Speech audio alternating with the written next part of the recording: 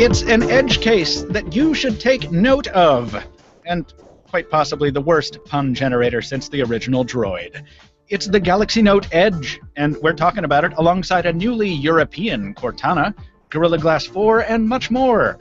From WERS in Boston, this is episode 126 of the Pocketnow Weekly, the once-a-week podcast where we discuss news and opinion from the world of mobile technology, smartphones, tablets, smartwatches, all that stuff you wished you had when you were a kid.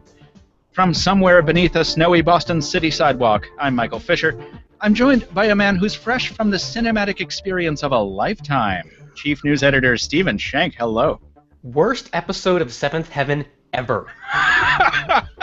We'll explain that in a minute. Also joined by a guy who says yes to podcasts no matter how short the notice, our stout Midwestern savior, Adam Dowd. Welcome back, sir. Well, thank you for having me, and you can transfer the funds to the usual account. Of course, sir. Jules Wong is behind the board across from me, as always, keeping the tones and the bones flowing for Pocketnow and WERS, respectively. That's bones as in clams, you understand? Yeah. Gentlemen, the time is precisely 12:37 p.m. Good afternoon. So, Hey. Folks, before we get started, I'm going to keep my vocal warm-up going with a little bit of instructional talk at you, a little bit. Back when I was working as a working actor, which I was for a while, the thing to get to be taken seriously, along with a headshot and a decent coif that looks nothing like this, was a website, which just goes to show you that personal websites aren't just for the geeky. Yeah. This episode of the Pocketnow Weekly is brought to you by Squarespace. And if you're planning on building a website for yourself or your business, then Squarespace is exactly what you're looking for. A company that makes it fast and easy to build your own professional website, portfolio, and online store. Squarespace gives you the tools you need to build a fantastic-looking website. And because it's a modern company, your site also gets modern and responsive design. So it looks just as good on a Dell as it does on a Droid. I made that line up. That's not part of the copy. If you're a long-time listener, you already know my favorite part. You get 24/7 customer support. It's based in Dublin, Portland, and the Big Apple. I'm a big fan of all those places. And plans start at just $8 a month and include a free domain name for those who sign up for a year. And, hey, if you're listening to this, if you're getting this transmission in your ear holes, you get a free trial. No credit card required. And 10% off your first purchase. I'm done talking about that, folks, because that's a pretty sweet deal. Save some money. Build a great website. Visit squarespace.com/pocketnow. Enter offer code POCKETNOW at checkout. Squarespace, better websites for all. You know, I'm picturing like popular singer-songwriter Adele wearing like a NASCAR-style jacket adorned with logos of like a million different websites that she's promoting. Yes. Looks Yes, good yes, on it's like a NASCAR racing jumpsuit with patches everywhere. Yes. That's what the sponsorship for your site. It's all promotion. It's rolling time. in the deep. It's good Yes, stuff. indeed. Jules. So we have a lot of things to talk about. We have some procedures to get out of the way for everybody watching us live. I think they need some advice on Yes, exactly they how do. to get heard, how to get So this is not just a passive experience here, listening to the Pocketnow Weekly. If you are watching us live on Hangouts, you can interact with us in the Q&A here. We're going to be talking about a lot of different topics today. You've probably seen a list of them on the rundown. And if there's anything that we haven't mentioned that you would like us to, or you just want some clarification on something, pop over into the Q&A. Let your voice be heard, and the other viewers will vote up the questions. The ones that are the most popular, we will do our best to address on the air. And of course, if you think of something after the fact, don't forget to send us an email. We may read it on a future show and answer your question then. It is a very democratic process we run here at the Pocketnow Weekly. And folks, speaking of the rundown, I think the metrics indicate currently that approximately was it 5%? Yeah, less than 5% of people who listen to the podcast actually look at the rundown. So everyone who's asking for links in the comments, often we get comments saying, where are the links to the stories? If you're watching this on YouTube, folks, they're at Pocketnow, pocketnow.com, and we put the link in the description after the high-quality version of the show goes on the air. Boy, that's enough inside baseball. I sort of want to talk about mobile tech, but I also sort of want to talk about Steven's movie-going experience, and also the fact that my voice is screwy today because I ran in the snow to Radio Shack right before this podcast to get a USB hub so we could get everything working. This is our first show using the WERS equipment, so I have that cold lung, with the snowflakes in there, and so I'm in a great deal of pain. I'm just honestly shocked that Radio Shack sells something other than batteries at this point. Man, true that. And do you know what? I walked in there, and the lady behind the counter, I was like, USB hubs, and she was like right back there. She knew exactly what I needed. I was in and out in 50 seconds. Not the experience I've come to expect from Radio Shack. So kudos unto you, Radio Shack. Yeah, but in your defense, Michael, it does give you a husky quality, which might be more popular with the ladies. Little husky, like one of them wolf dogs. Hey, Steven, Star Trek the Motion Picture. You saw it in the theaters recently. I did. How long did you manage to stay awake? It was not that bad, actually. I mean, admittedly, I could probably edit the whole thing down to maybe like 35 minutes without losing a single line of dialogue. Oh, no question. No question. But it wasn't bad. The worst part was the print that we were watching was 35 years old and was everything that was black in the original, the starry expanses of night, was this unearthly shade of pink. Oh no. Your eyes adjusted to it after a while, like the color temperature was set wrong, but it was interesting. It made it seem vintage. It was fine. I bet, man. Now, this is not Adam. You were not here when Steven told us about his plans. This is not the last Star Trek film you'll be seeing in theaters. You're going to watch all of them, all 6 of the originals? No, I missed the whole run is over at this point. They were showing one film a night. I didn't get to see 3 or 5. I still need to see those, but I've seen all the evens, and now I got the original out of the way. But I hear just such awful things about 5 especially. Ever? Wow. Ever. I'm really excited when Steven gets to watch 5. Maybe we'll have a group watch. Maybe we'll round up all the people who tuned into this podcast expecting to hear us talk about smartphones and are now listening to us talk about Star Trek. We'll round up all of them, and we'll subject all of them to it as well. Let's say we get down to business. Jules, do you want to sound the news annunciator, please? That being done, that being said, things being kicked off, there have been little pocketable gadgets that have been in the news recently, and since I'm not looking at the rundown, I'll leave it to our chief news editor to tell us what the hell the first news topic is.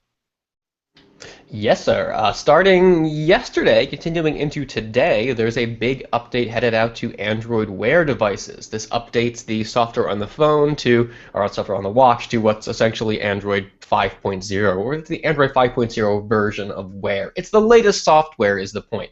There's a lot of improvements here. We saw a number of them leaked a few weeks back, and I believe all of them have been confirmed. These are things like the ability to recall notifications that you've dismissed. It's going to start automatically sorting items of the watch based on how recently you used them. There's a lot of accessibility things. I think text magnification. There's color inversion, I believe, and there's this whole new watch face API. Or SDK that's letting developers make these really snazzy looking watch faces for Android Wear. Google's got a new place on the Play Store where you can buy these. As the update is now just starting to go out to watches, it's going to be maybe another week or so before everybody has this, at which point developers will really start pushing these new watch faces into the Play Store, and existing ones are all going to have to be upgraded to support the new SDK. If developers don't get around to that by the end of January, Google's going to remove them from the store. So hopefully everyone who's made one so far is on top of getting it up with the latest code. If not, you might see some old ones that have been forgotten about sort of drift out by the wayside. But this looks like great news. Yeah, Have you seen this watch face misalignment issue that we're seeing called out in the comments of this piece, where the watch faces are no longer aligning with the top edge of the, in this case, the Moto 360? I'm taking a look at that now, yeah. Yeah, listeners, if you're listening to the show after the fact, it looks like the watch face has slid down about maybe a millimeter below the bezel of the Moto 360, so it just kind of looks like if it were a mechanical watch that the face was not affixed properly. Yeah, now what exactly are we seeing here? Is this an old watch face that's running on a updated Android Wear model, or is this one of the new ones that's supposed to support the new SDK? I have a feeling this might be like an edge case as we move into this new release, and it might be mitigated as developers update their watch faces to support all the new code stuff. But that's not pretty looking. No, it sure isn't. It's not. And two of the watch faces that they're showing in these screenshots are the stock watch faces that came with Moto. So this is not an oops, I made a bad watch face. But this makes me think that these initial ones that came with the 360 have not been Updated with the updated to reflect this new, yeah. Right, that's probably a problem. I hope that gets fixed rapidly because I don't want to update if it means I'm going to get a watch face that looks like that. I was very excited yesterday. I thought that maybe for once I would be in the initial batch of release and I could like make a real quick hands-on video. It would be real timely. It would be really awesome. But no, of course, I'm probably going to be waiting until. I mean, it's still. I think it's really cool how we're seeing this update come out to all of the Android Wear models, and Google's intending to get this out to all of them within the week. That's pretty. I mean, we only have what, like half a dozen or so at this point, but you don't see anything like this for. I mean, with Nexus devices, but this is different manufacturers. This is Google not directly controlling the soft or controlling this thing that's on these watches, and being able to get it out to so many so quickly. That's pretty good. I think it goes well for updates in the future. Yeah. Dowd, you'll let us know if it hits your 360 at some point, won't you? Yeah, absolutely. I just checked. I'm up to date, so that's a little sad. Yeah, I've been checking every day. Soon enough, I'm going to get penalized, and it's going to be rough because Motorola's penalized. It's going to lock you out of updates or something. Servers. That's right. That's exactly right. What else is going on? Let's move on from that. What's the next item on the list? Gorilla Glass. Yeah, Gorilla Glass 4 specifically. The secret is out of the bag in many different ways. Devices already on the market, as we predicted, have Gorilla Glass 4 already built in. People have been using it. They haven't even known it. Gorilla Glass 4 only got confirmed, 2 or 3 weeks ago? Yeah, at the Corning event in upstate New York when they had there with all the machines and all that kind of stuff. Yeah. And so you might have thought, well, okay, now we're going to start seeing Gorilla Glass 4 phones come out at maybe CES, MWC. Nuh-uh, they've been here under our nose because the companies making them haven't been allowed to talk about it, and Samsung's already got a couple of them, Galaxy Alpha and the Note 4, which a lot of you probably already have. So don't go, banging on the screen just to see what all the improvements are, but take our word for it. It's a fancy new Gorilla Glass, and the improvement with the 4 over the 3 is supposed to be specifically shatter resistance. So not just scratching, but protecting against full-on, getting that spider web when you drop the phone, and it's awful, and you realize how much that's going to hurt your pocketbook, but. Can I tell you, this is great news to me because I just dropped the Note Edge review device probably, 3 hours ago. I was filming. Is the Edge also 4? Well, that's why I bring it up. I was going to ask. We don't know. Is it on Corning's website as such? Because if not, then it's I wouldn't be surprised if it's not. Just make sure that Curvity Biz. I was just going to say, because the Edge does contain a very strange element on the side, which we'll talk about in a while. It's the Edge display. It dominates the entire right-hand side of the phone. But I don't think there's any... I mean, that doesn't seem like an insurmountable engineering challenge for Corning to make a... What is this? Basically a 50-degree bend in glass? Well, no, I don't think that it's something they couldn't do. I just worry that doing that would... The way shock waves propagate through surfaces would change the degree to which it's shock resistant, and they might not want to advertise this as a phone that's really supposed to be super durable. And you have that, exposed curve there. It's going to be even attracting impacts there on the edge. It's maybe Gorilla Glass 4. I don't know if they're going to make a big stink about it, though. Well, if it is, it's not on their website, which is, by the way, not very iPad friendly. Are you just getting the full site?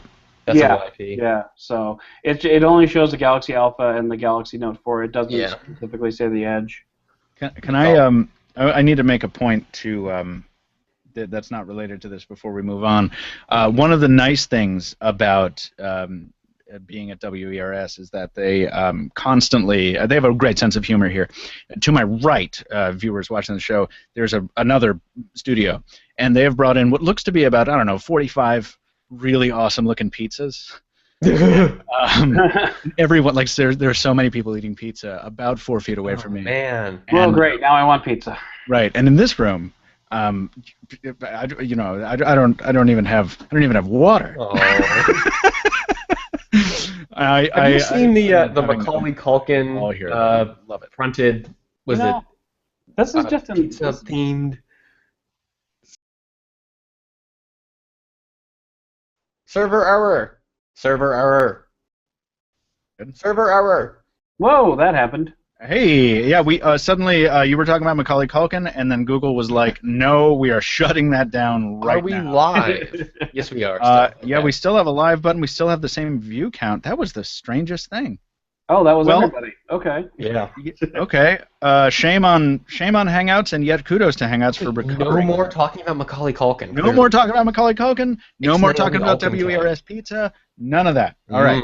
Everyone, get back on the bike. Stephen, get us out of the weeds, brother. Okay, moving on from the Gorilla Glass 4. Let's see. A little Windows Phone-ish. We've been hearing going back a while now. There's been all this jive about the Nokia McLaren. This prototype phone was going to have this like 3D floating touch interaction. You just wiggle your hand over the home screen. You do all sorts of live tiles would jump up at you. It sounded kind of neat, but apparently it's not going to happen. So a lot of people are saying. But the software biz on this side might live on in Windows 10. And even though the phones wouldn't have these sort of in-air gesture sensing capabilities, what would happen when you did that, which is supposed to be that hovering over a live tile would make it sort of rise up and kind of expand into lots of other smaller or even some big live tiles that would show you, instead of just one single look into an application, you get a lot of different views. Like pull up Facebook, you'd see messages, you'd see wall stuff, maybe see photos and another little sub-tile. And this may still live on in Windows 10. You have to tap the live tile to bring up this expanded view. There might be a little ellipsis in the corner was mentioned as part of the UI element that might trigger this. And then if you didn't want to go further into the app, you could touch back on the home screen and they would shrink back down, or you could tap on any one of those various tiles and jump into that particular section of the app. It sounds really cool, and apparently there's like a version of this you can see in the Zune software. I don't know if it was a released one or just something Microsoft talked about and showed some screenshots of, but it's been hinted at before, something along these lines, and now it might make its way to the Windows 10 home screen. Sounds like it might be kind of like a Windows Phone version of the actionable notifications that have been popping up, especially in Android and in iOS. So if you get a live tile with Facebook with a new message, you could just tap on the tile and you can see what the message is, and you can either decide if you want to act on it then, or if you just want to put it in your pocket for now. Yeah.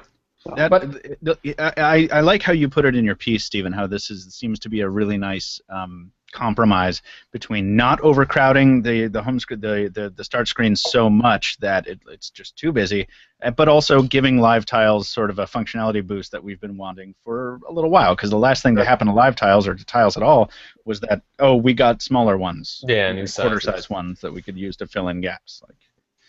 It's due for a revision, and I would really like to see this on this new effect on a large screen smartphone like the 1520 or something that size, because that seems like that's all we've been talking about recently is Notes and Nexus 6s and iPhone 6 Pluses and Windows Phone.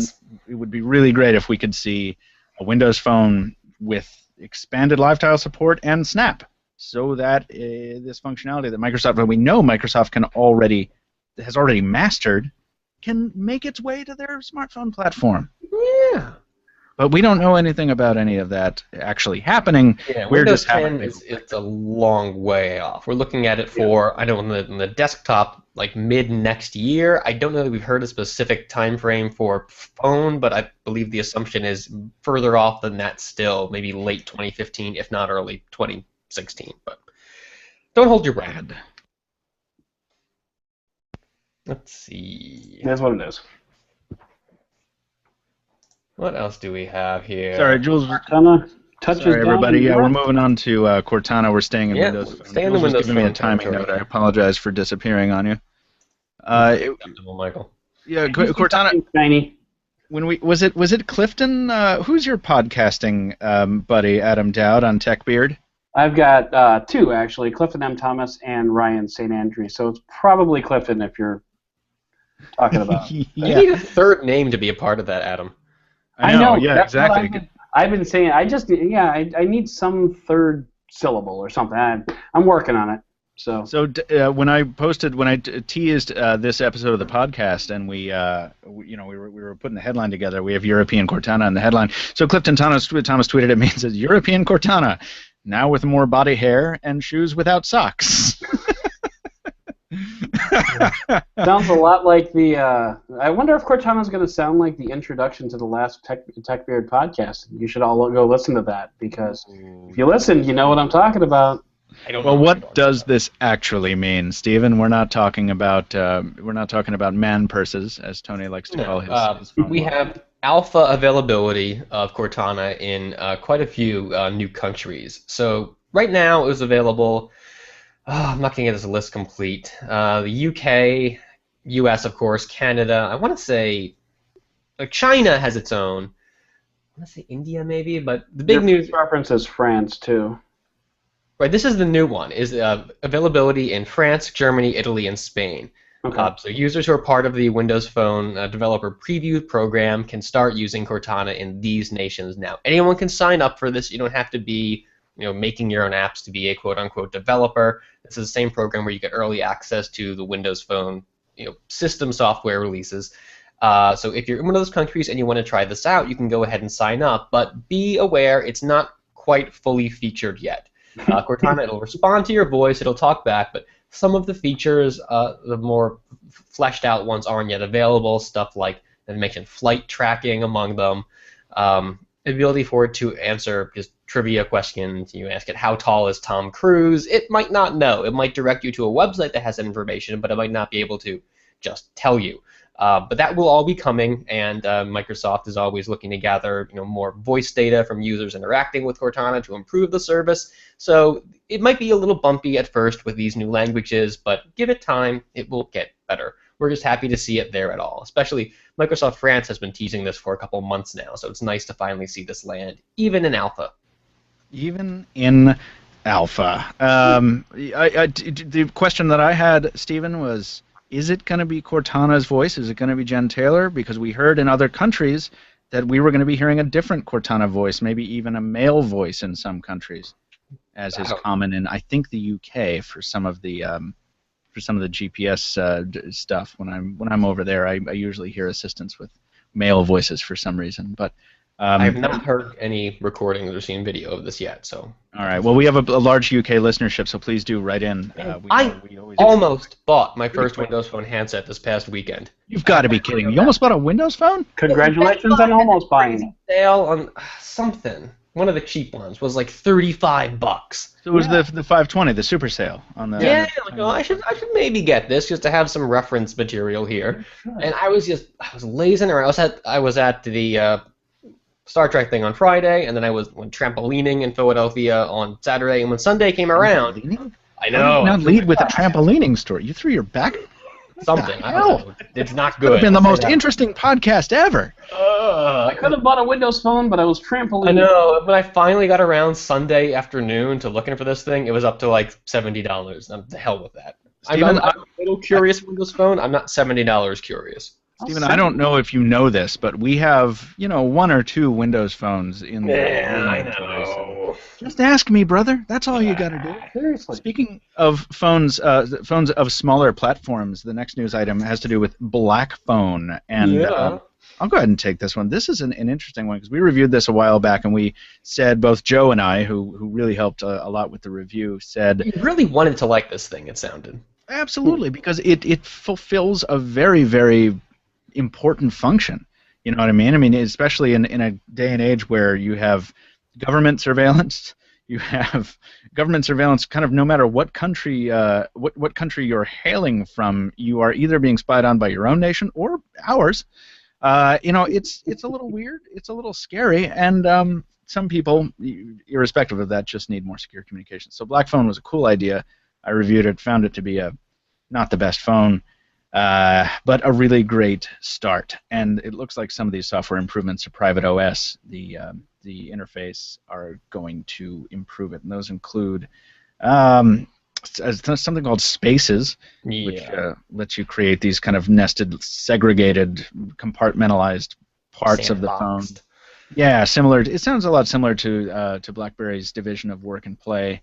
The BlackBerry Balance, I think they call that. It sounds a lot like some of the features built into Samsung Knox. You make the point, Stephen, in your piece that this is obviously not the first time we've seen this, but something that probably should have been in PrivatOS to begin with. So making the jump. But that's not, I think, the big news. Yeah, what's the big news there? The App Store there? Tell us about that. Privacy-focused App Store. That we're going to start seeing one of the many problems with the BlackPhone was that I believe it didn't have Play services, right? And you mentioned using the Amazon App Store to get apps on it when you were reviewing it, Michael. Yes, yeah, that's correct. Is fine, but there's a lot of stuff out there, varying quality in these app stores, and while we know that the companies behind them go to some degree to weed out the nasty bits, it's not always the most reliable place to get software, especially when you're counting on you want privacy as the main focus here. Yes, BlackPhone lets you set individual permissions like crazy, so even if you get an app that you're a little unsure about, you can just make sure that it can't do anything on your phone that would put your privacy at risk. BlackPhone, though, doesn't want to have you worrying about even this. It was going to have an app store where you can get apps that have been vetted for privacy, the developers are very interested in user privacy, and also just taking full advantage of the PrivatOS. And long overdue, it probably should have been here when the phone launched, but we're just happy that it's coming along at all. And I think this is coming out in, one of these is January, one's, the App Store is January.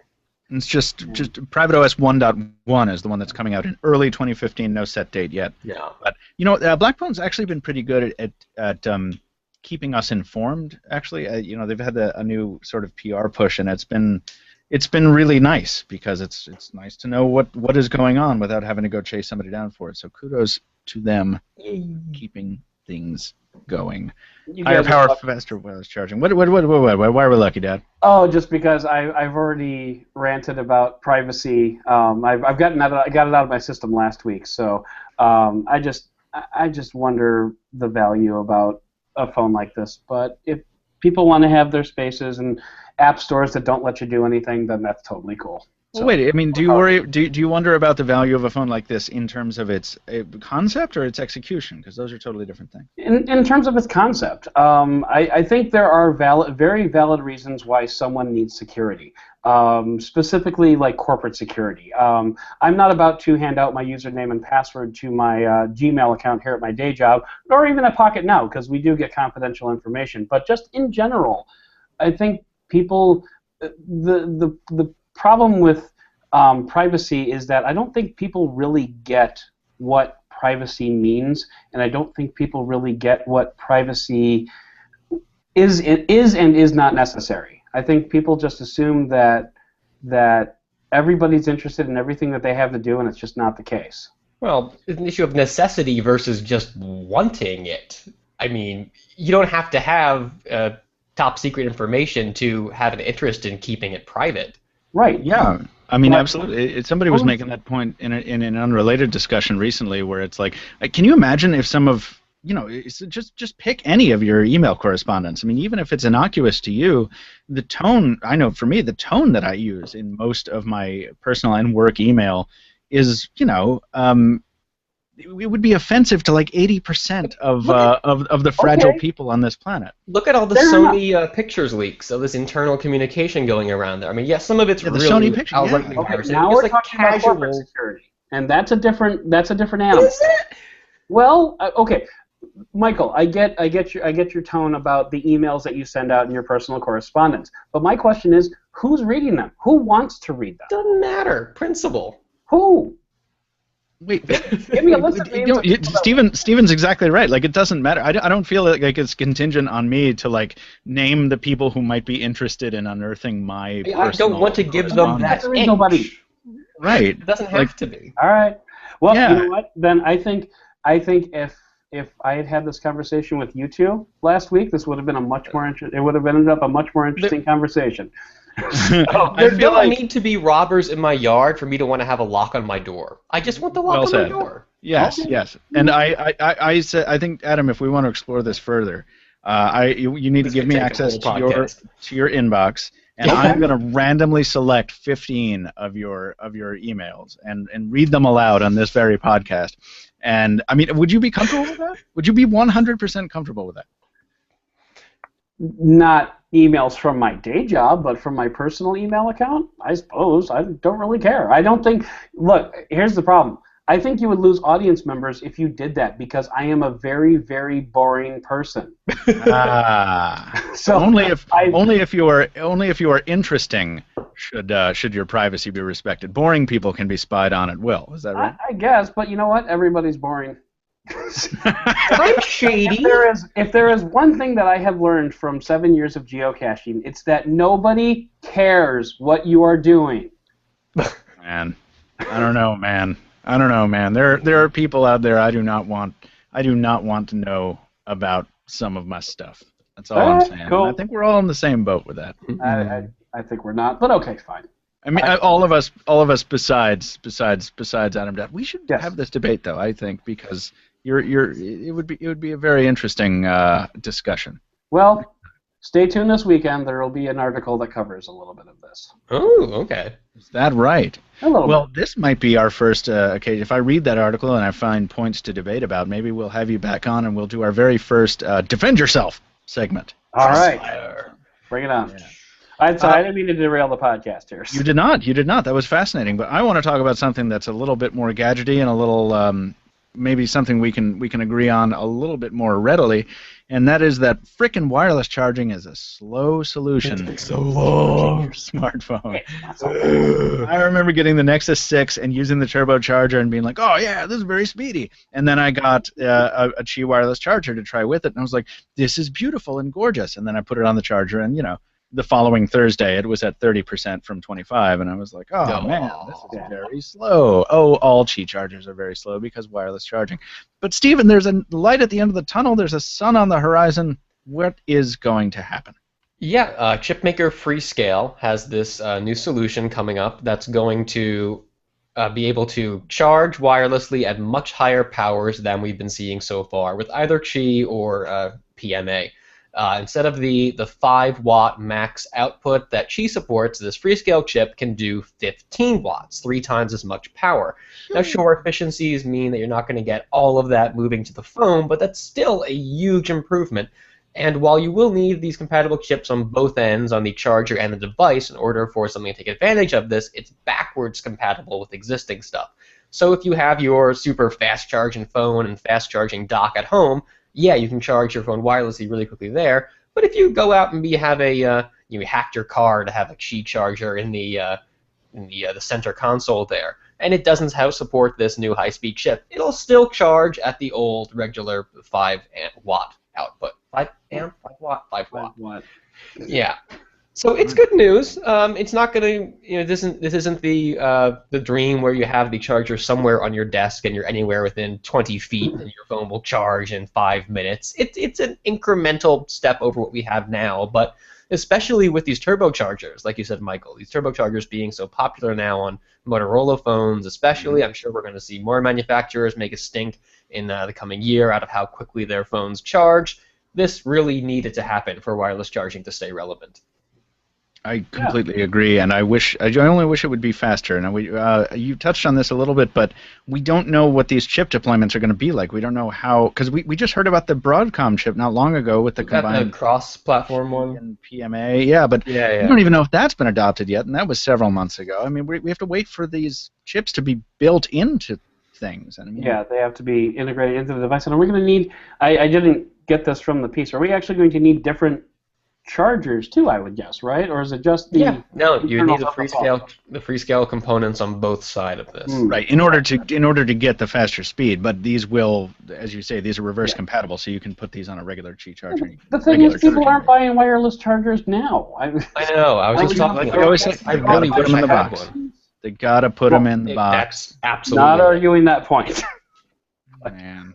Okay. Well, it's just good to know that there's still progress here, because this could be like, this could very easily be like 3D, right? Where it pops up every couple of years, they try it again, then it fails, and then they give up for another couple of years. But it looks to be steady progress, as much progress as there can be in a stupid standards war that we've talked about a couple times, right? Right. But there's even more reason to be encouraged in the United States if you're a wireless charging fan, because the Nexus 6, the AT&T edition, has Qi wireless charging, not the PMA that. What? Yeah, I know, right? It's fascinating. So good on you, Qi, maybe. Good on you, AT&T, maybe. Good on you, Google, maybe. Good on you, Motorola. Who knows? Good on you, whoever.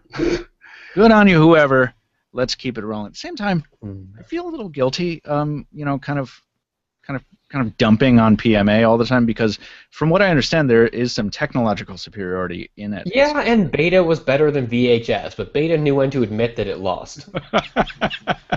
Well, we should have a whole show devoted to this. I wonder if Qi will be exhibiting at CES again. We should look into that, because that was one of my more fun kind of random freelance. Is that where I pulled the screenshot from? Is it all green in the background? Am I talking to a tall gentleman? You're talking to a gentleman looking at a bunch of different wireless chargers. Yeah, that's probably where you pulled the screenshot from. Yeah. Good times. Well, I think we should talk about devices in order to move us off of developments and sort of start to wrap up the news here.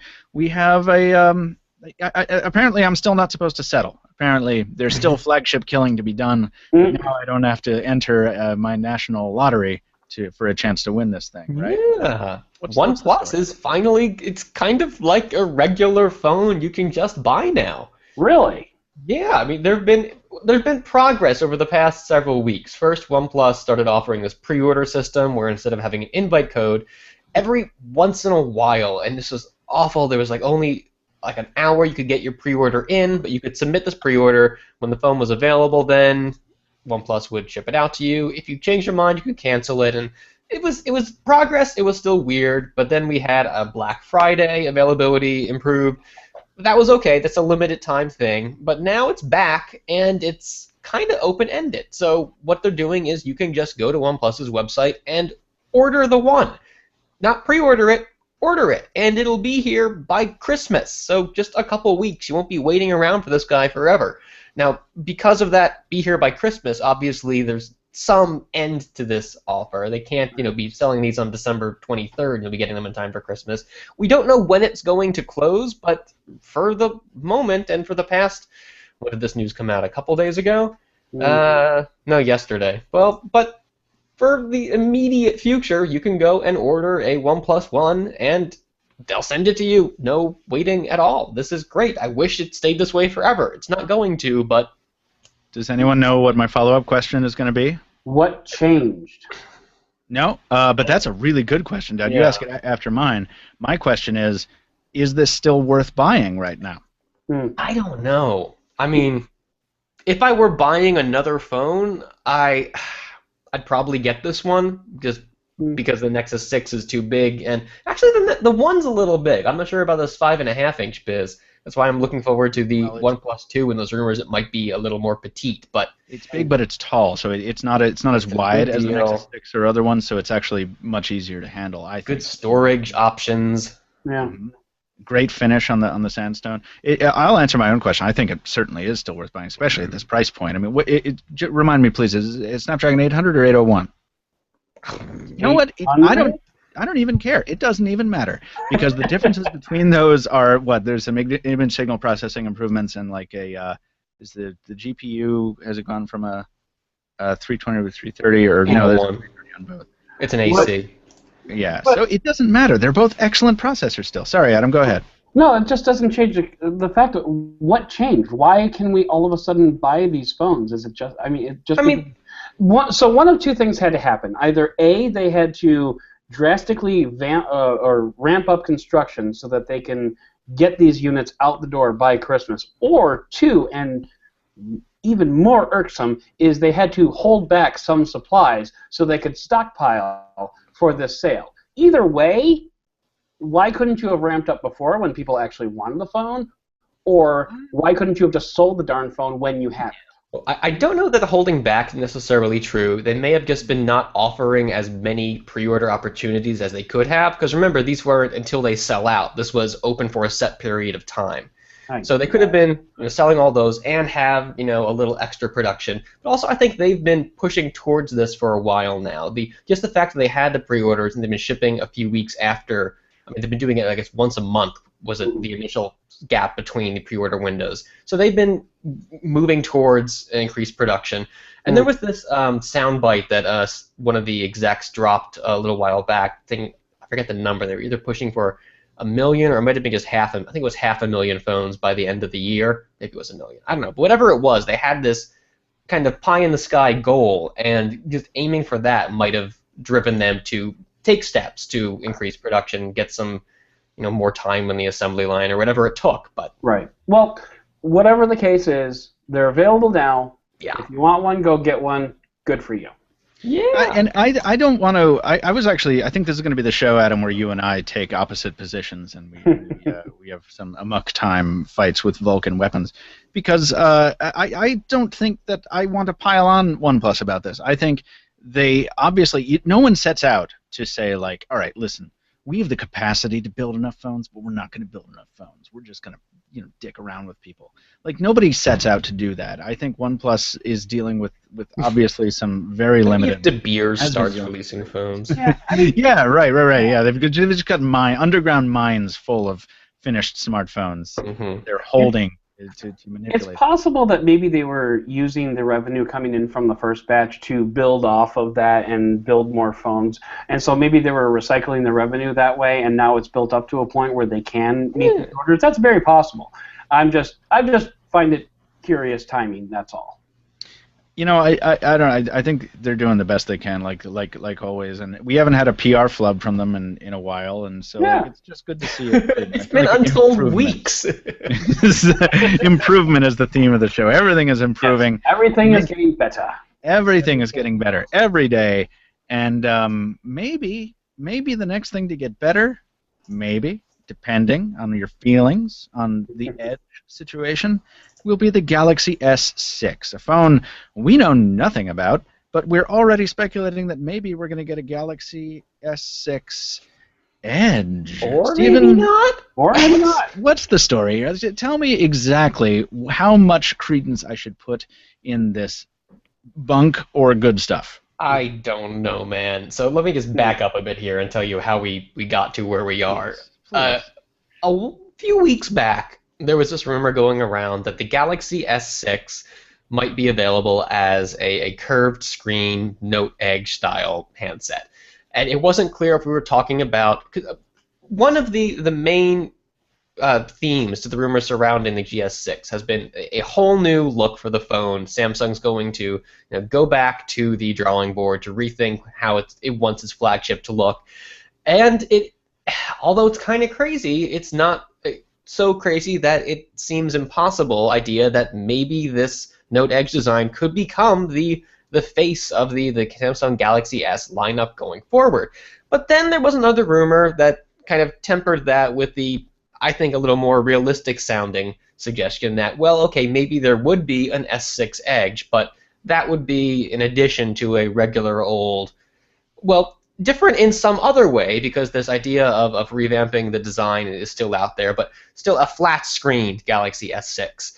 And now the latest wrinkle on this is saying, a source supposedly within Samsung saying, well, I have not seen anything like this S6. Acknowledging yes, or S6 Edge, acknowledging that yes, Samsung is experimenting with different designs for the phone. There are multiple hardware prototypes that do indeed look differently, but a curved screen is not among them. So honestly, I don't know who to believe at this point.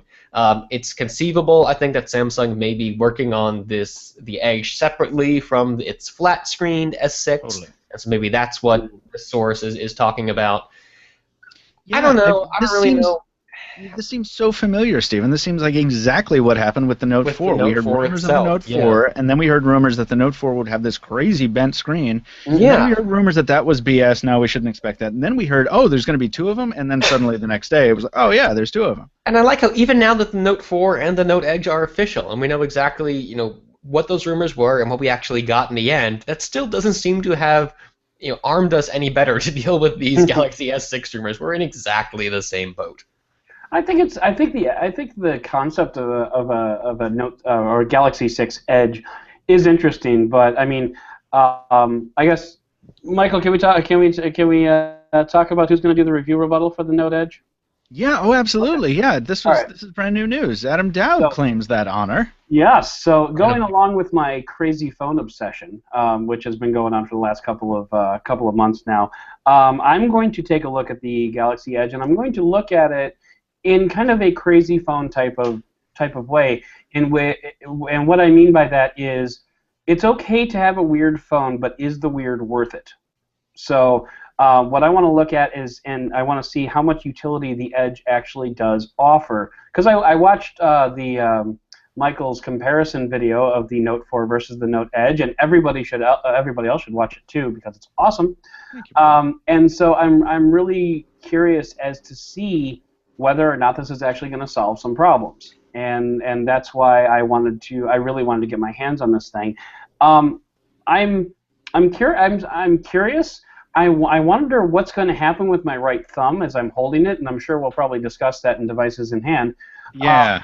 But at the same time, I think there's a lot of utility that could be built into that, and I think that in order to get that utility, you're going to have to expand the ecosystem and get more devices with this edge on it, so that there's more incentive to actually develop for it. Jules is making a point across the room about the bezel-less move because he's been using the Sharp Aquas for a while, and Adam, for all the problems that an edge display solves, there are a lot it introduces as well. But you're right, we're going to talk about that in Gadgets in Hand. I'm just thinking that the S6 Edge, for me, it's a straight 50-50 split right now, and that's not a cop-out answer. It's me actually thinking Samsung lost. They didn't lose money on it, but they definitely fell short of their expectations for the sales on the Galaxy S5. To reverse that, what do? Do you drop everything else, put all your focus on the S6, and make that a halo product that no one else can ignore?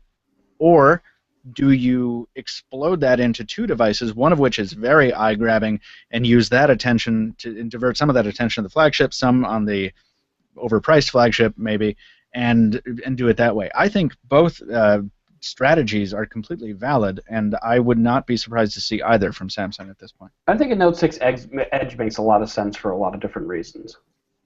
I just want to see one that curves around the top. I mean, I've said this before, but that's my... I just want a smartphone ball. Can I have a smartphone ball, please? Yeah, spherical smartphones. Next on Gadgets in Hand. Hey, yes. Speaking of which, I think it's time for us to get out of the news. It's about that time that we should hear the tricorder noise and start talking about the Edge phone that we do have. Jules, give us the tricorder.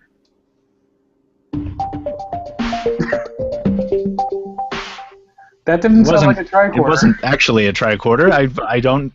What's fun about our configurations? I don't know what sound that was. So we'll find. I'll find out later. But I hope all of you enjoyed it. Was it an explosion? That was like a tricorder from like one of the episodes where they go back to the '60s. It's like the animated series. Scan that. Would you play it? Was it the Austin Powers phone call sound effect? There you go. All right. At any rate, let's do this thing. I have a gadget in my hand. It's a Galaxy Note Edge. The review video will go live tonight or possibly tomorrow. But before that happens, we want to give everyone a chance to ask their questions about it now. We have several viewers watching the show. More than several, but we have a ton of viewers watching the show. And if you have questions that you don't think are going to be answered or haven't been answered by the comparison video or the Edge screen lesson video, both of which are up right now, submit them using the Q&A in the Hangouts. And at that point, of course, I wish I could just say, Jules, what's the first question? But we can't queue them up that way because I'm the one who has to stack the questions because Google. But that's okay. Because Google.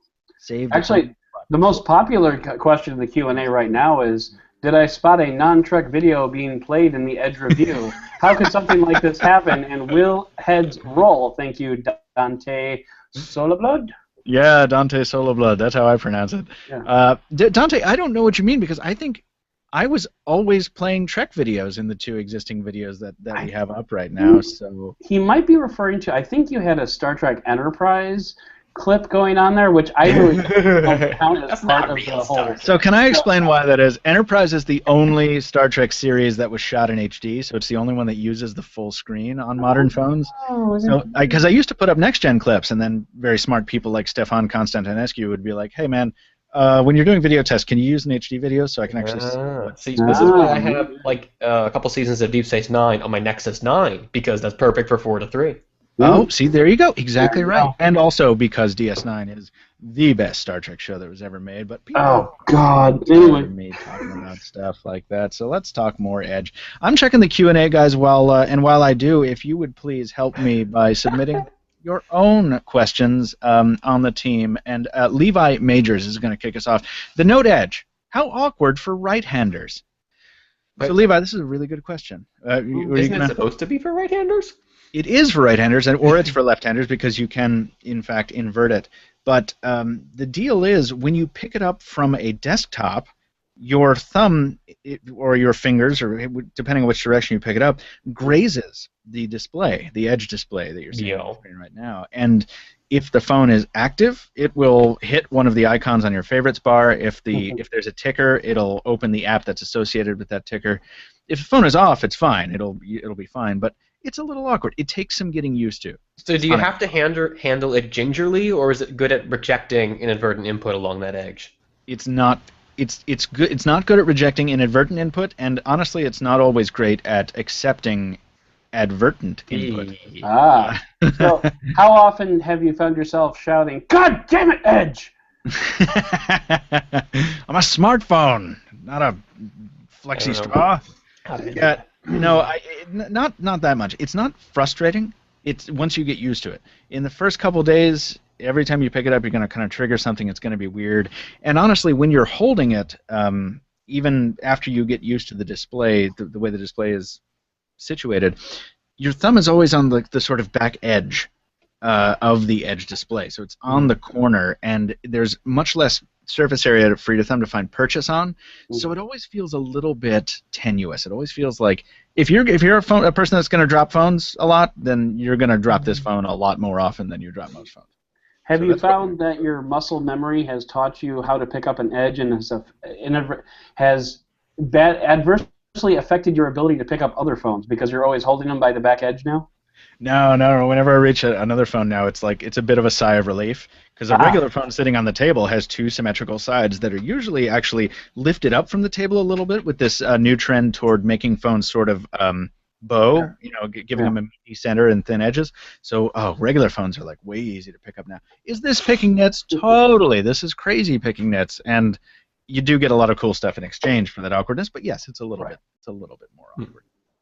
So, why didn't Samsung just release the Note Edge by itself, asks Brian Chiver, instead of both the Note 4 and the Edge, if they're basically the same? Because it's too damn expensive? Yeah, it's so expensive. It's like $900-something full retail on AT&T. So is what Brian asking, I'm assuming what he's asking is why have a Note at all, and why not just make the Note Edge the Note? Right, that's what he was asking. And that's what we were saying, that we were hearing rumors of at first. We thought the Note Edge was going to be it. I think, first of all, it's Samsung, so why not? But, I mean, that being said, I think the Edge is very much more of a concept phone, more of like a, again, I mean, I hate to give Samsung this reputation, but let's try this and see if it works. And I don't think you want to do that with your flagship tablet. That's a good point, and one would almost expect Samsung to go that route because they're not averse to bold decisions sometimes, and I wouldn't have been surprised if they released the Note Edge as the Note. I'm curious about, not to get off track with the Edge, but I mean we're hearing that there might be a G Flex 2 coming from LG. I don't know if we've heard anything about a direct sequel to the Galaxy Round. I wonder if Samsung has given up on curved phones besides this curved screen arrangement. I mean, it was about this time last year that the Galaxy Round made its appearance. Yeah. But that may have been a proof of concept. I think the Note Edge is a more utilitarian implementation of that, and also, but I can't talk too much about it because I have never laid hands on a Galaxy Round. I've never even seen one in person, so really? Stay away from that. Yeah, but Stephen, I think you really hit the nail on the head when you talked about price. This thing, the Note Edge, is $100 more expensive on contract than the Note, which makes it $399 on contract. We haven't seen an Android smartphone at that price point in I don't know how long. Yeah, I don't think ever. Not. Yeah, what's the storage capacity? For that, what? Is that 32? Just 32, I believe. In that particular example, I'm using AT&T. Which after TouchWiz is about 5.5 gig, but okay. Even the Android system image itself is pretty big on smartphones. But yeah, so anyway, it's pricey. I think they can't make these displays in the quantities that they would like. Yeah, it breaks down to, on Next 24, it breaks down to $31.54 a month for 24 months. Which isn't bad if you're breaking it down that far, but whatever. So yeah, Brian, and Brian, I think this is not for everyone. This curved display, it's cool. It's for people who want like the Note line is all ready for people who want the max and they want everything you can put on a smartphone. The Note Edge is for those people. The Note Edge is for people who think those people are lame and boring. Like, this is a phone for the showboatiest of the showboaters. Yeah, now, Michael, have you been carrying this phone as a daily driver recently? Yeah, for a week. Okay. We've talked before about phones that people notice, whether correctly or incorrectly, but at least spot it. They think it's either that phone or something else. Have you been getting a lot of attention in public with the Note Edge? Zero. That's interesting. Just because it's the design, it doesn't seem that subtle. I think you'd notice this is a weird-looking phone, seeing it in someone's hand. Have a look at it. If we take my really crappy, camera to, we take the reduced resolution to as an analog to people's attention span. Yeah. When they're just looking at a stranger on the subway for like 2 seconds, like, oh, there's a person.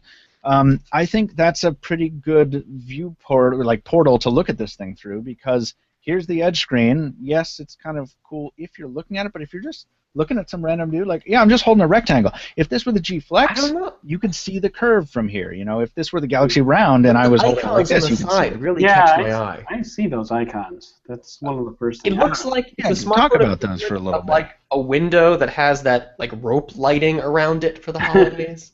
Hey, do you have a Note 4 with you, or just the Edge? I do not have the Note 4 with me. I unfortunately just have the Edge. I was going to say, do a test. Pick up the Note 4, hold it for a second, put it back down, pick up the Edge, and make us to identify which one you just lifted.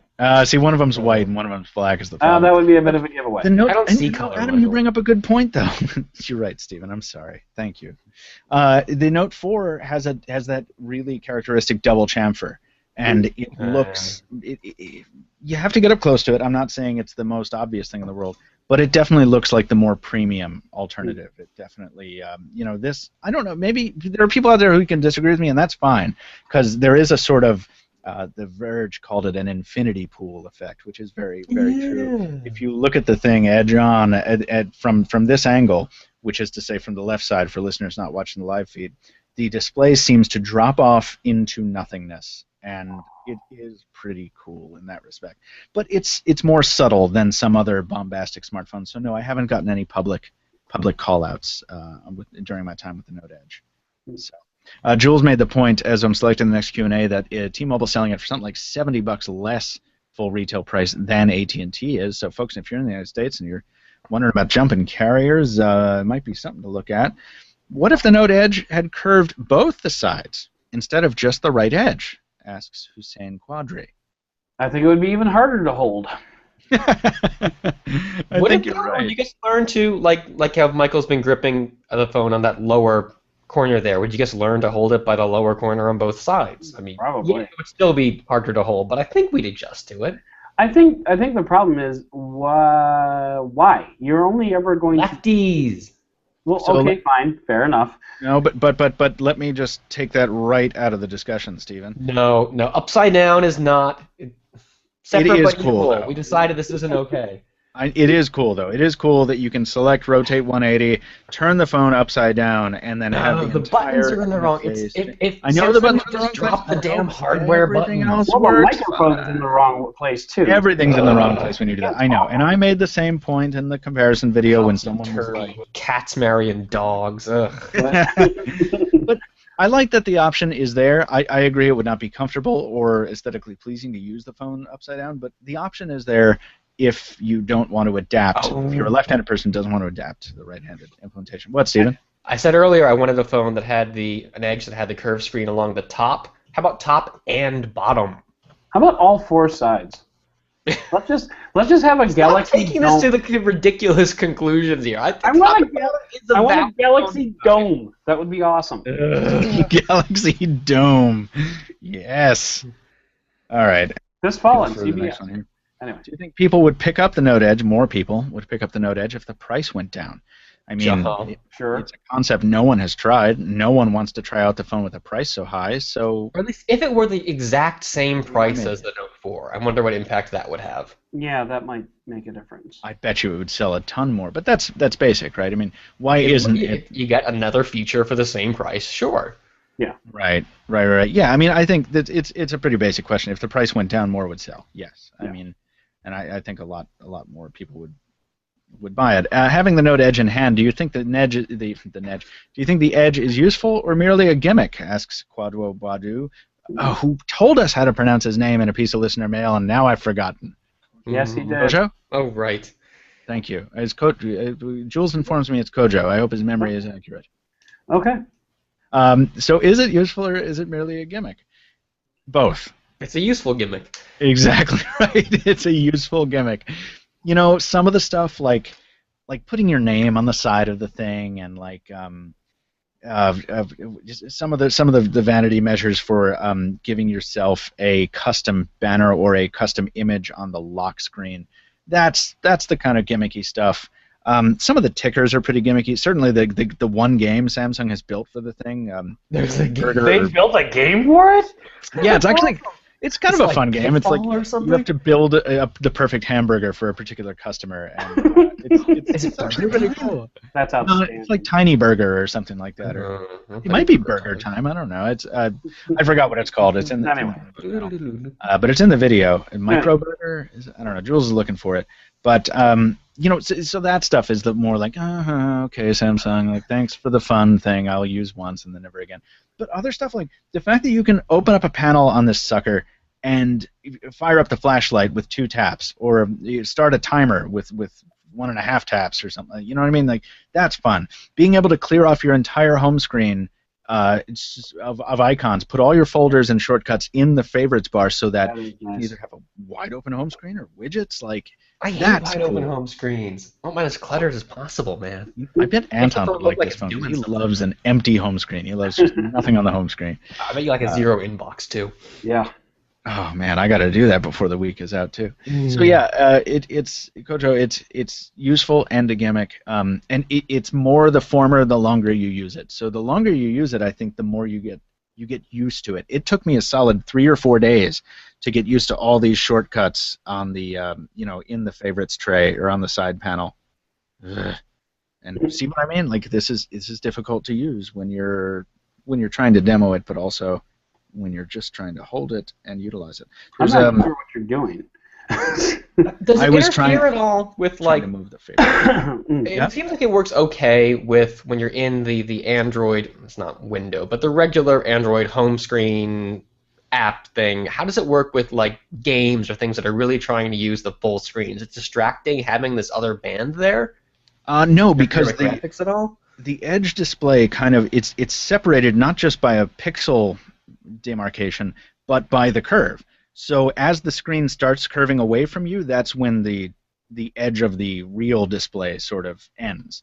So it's actually not much different. And what's nice about it is because you have that added space, when you're in a game or a video, your notifications appear up there if you're in landscape, and they do not encroach on the video like they do on a standard Android phone that has to bring you out of full screen to show you the notification bar. Let me ask you a question. Is there a way to trigger notifications from the Edge, like specifically, as opposed to the top of the screen? No, that would make way too much sense, dude. Okay, because if you're not going to move them to the bottom, at least put them on the side of the phone that most people are going to be using.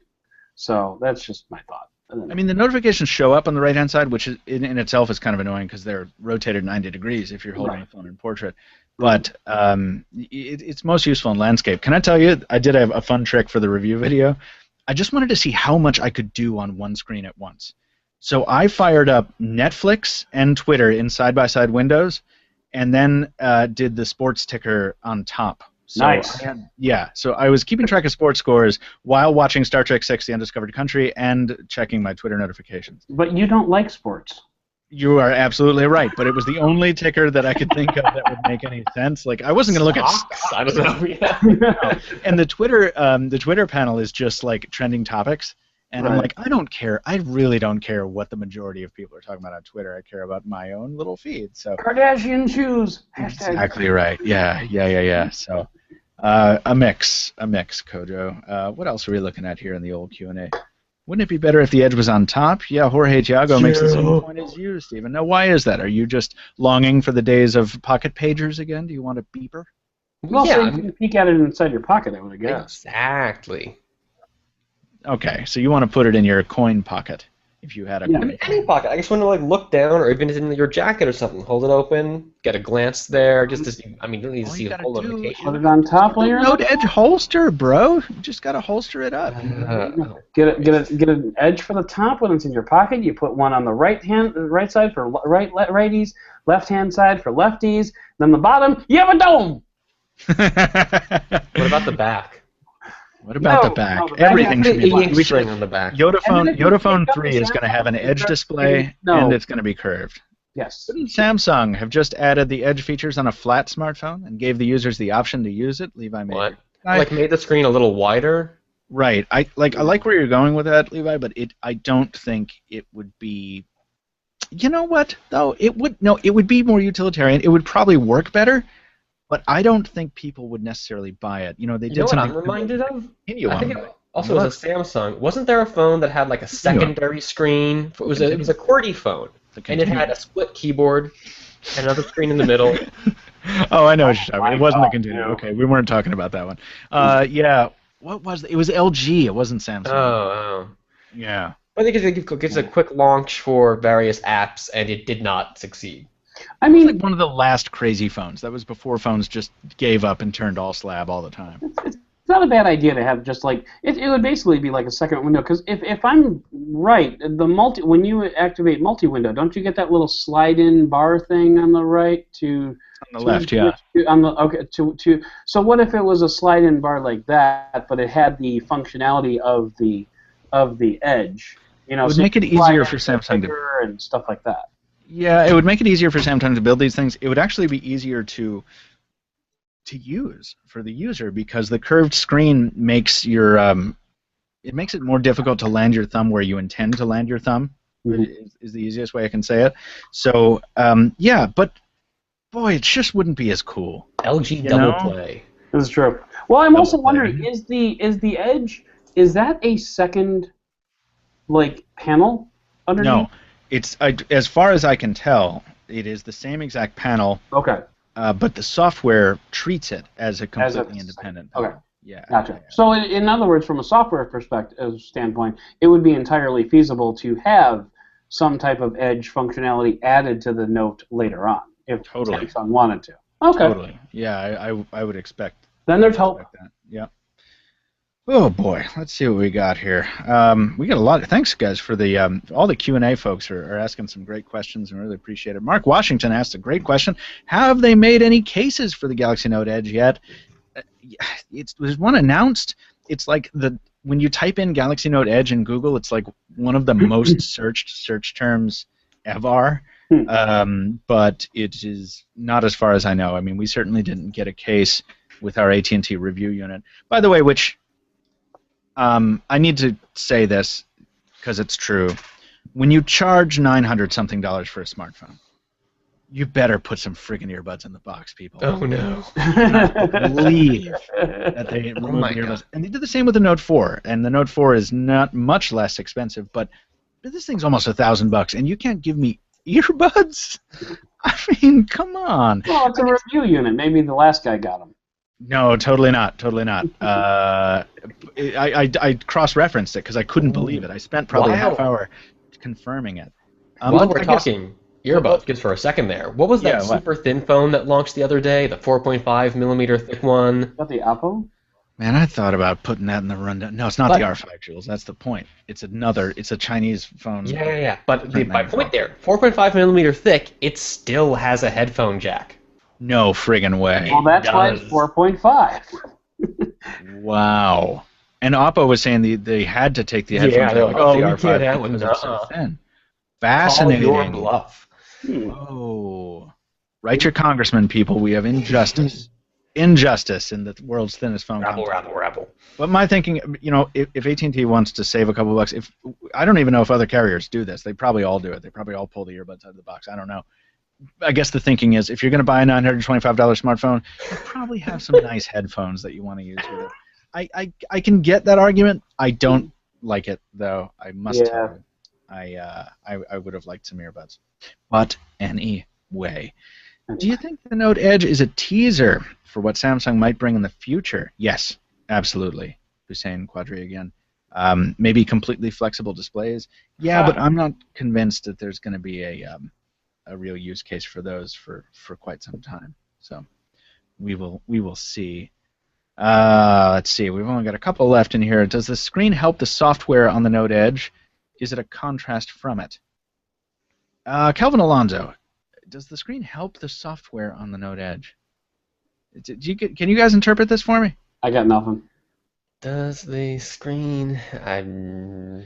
Maybe does the curve of the screen help denote the section of the screen that is sliced off for the edge better?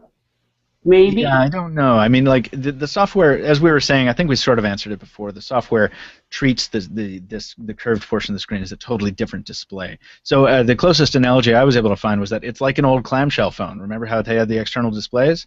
It's kind of like that. It runs like that. And the best you don't see a lot of, like, you're working with something on the main screen and you either dismiss it or just, like, move content over to the edge. It sort of stays separate, is what you're saying? Yeah, it always stays separate, and that actually has been leveraged. The attention to detail Samsung put into this shouldn't be overstated because they really built it right. And it's rare that I can say that about Samsung software, frankly. But it's so wonderful because as I showed in the comparison video, if you're playing an airplane shooter on the Note 4 and you get a phone call, the Note 4 does it better than most phones in that it drops a dialog box rather than filling the whole screen with the call annunciator. But the dialog box still covers up stuff you're doing. Yeah. On the Note Edge, it's just the Edge display. Your game isn't interrupted. You keep on playing. You look up, do you want to answer the call or not? If you don't, you slide reject or just wait for it to time out. You have not been interrupted one bit. No, I disagree. Cool. You've still been interrupted. If you have, like, maybe you're doing some game that's all black background, you're seeing this bright notification pop up on the edge. It's less distracting, granted, but... Right. Well, for people who are worried about that level of distraction, I have a bank vault that I can rent out to them. Where they'll get no calls whatsoever. Airplane mode.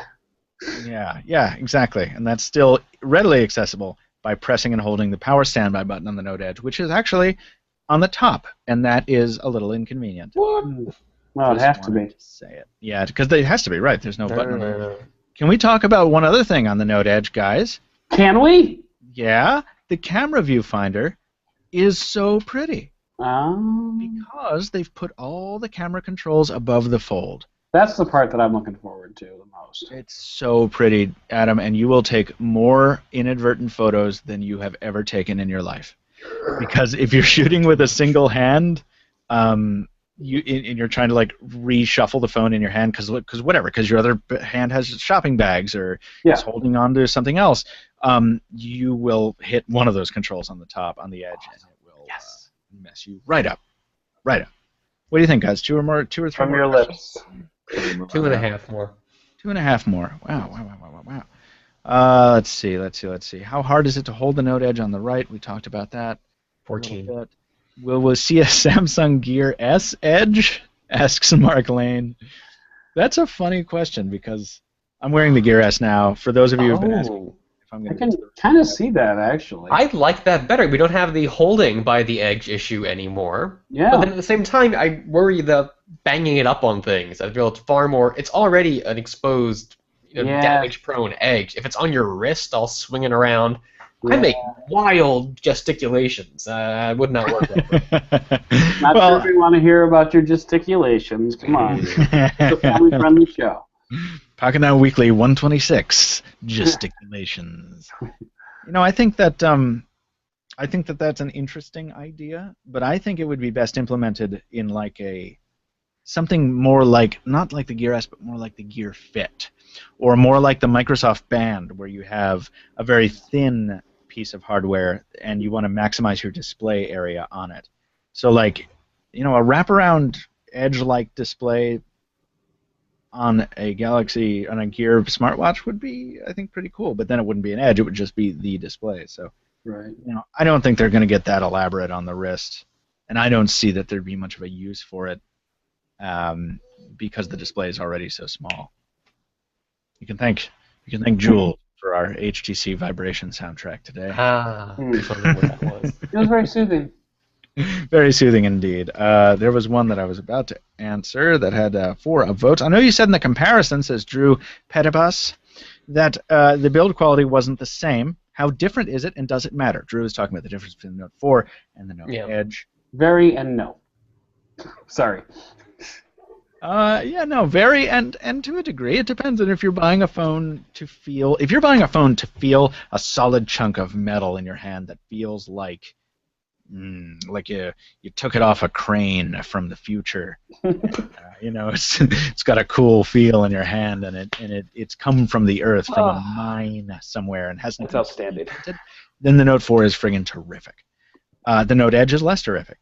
Part of that is because part of your thumb, part of your hand is always resting on the glass, and the glass feels great, but it's glass, and it's not intentionally glass like a Sony handset is. It's okay, under my fingers is polycarbonate, and under my thumb is glass. It's just strange because it's asymmetrical. Another part of it is that they have eliminated one of the chamfered edges, which results in the black one looking. It just kind of you've got the fake leather meeting a black edge, and I don't know if the edge is aluminum. I think it probably is. It's just not. It's not beveled on the bottom edge, so. To me, it looks a little less premium. I'm sorry, that word is overused, but it's the only one I've got. And your opinion may differ, particularly if you value the infinity pool.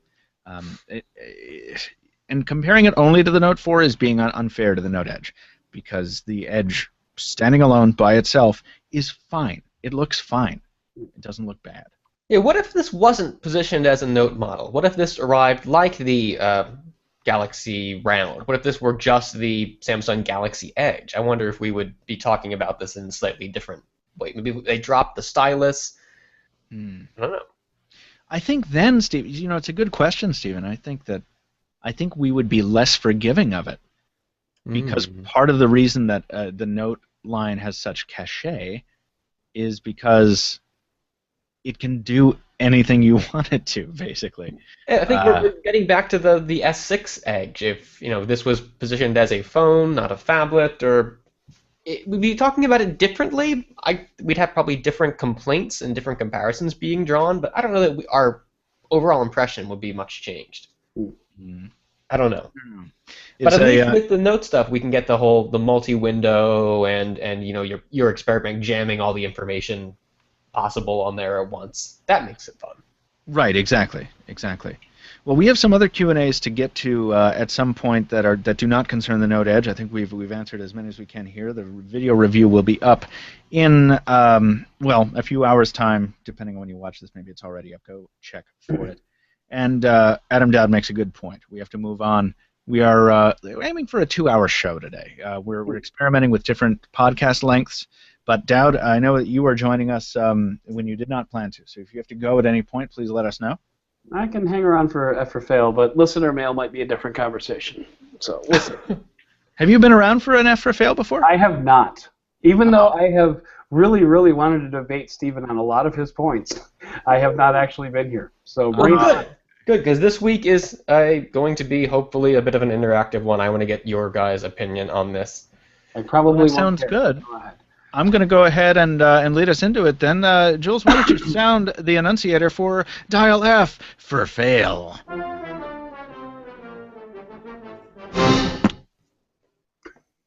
I was expecting it to go on for longer than it does. Yeah, I know. I of course, have no context for whether it's going on or not, so I thank you, Stephen, for saying it. Listen, this is a segment, if this is your first time seeing it, we haven't had it in the past couple episodes because... Why is that, Stephen? We've just been too busy? Too busy and not enough for me to complain about. This is... That can't be right. When I first started writing editorials for the site, I remember being really worried that I'm not going to have enough opinions about things to go around, doing several of these a week for months and months on end. But it worked out. I found enough things. Now that I'm just doing news, Dial Up for Fail sort of become my outlet for, complaints among other things. But there really hasn't been that much to complain about these past few weeks. I mean, okay, there have been a few things, but nothing that I thought deserved this the soapbox here. This week? Well, I'm glad. I'm very glad that you've chosen this week to let us know what you're thinking about in terms of two corporate heavyweights throwing pot shots at each other. Yeah, taking low this goes blows. nicely. Yeah, I'm looking forward to being informed about this because TBH, bruh, I don't know a damn thing about this. So educate us all, Stephen Schenk. Okay, so this is actually something I talked about a bit in last week on a news post. This is regarding a bit of a skirmish between Facebook and Apple, and this dates back several months now. So let me just start you right from the beginning. Is back in September, was it October? September. Apple had just had its big privacy scare with the celebrity hacks. Was this iCloud to blame? Apple was on the defensive. And the company was talking about its commitment to user privacy. And a statement from Tim Cook made some kind of, I used low blow already, but I don't have a good follow-up term. I need to pull up my thesaurus.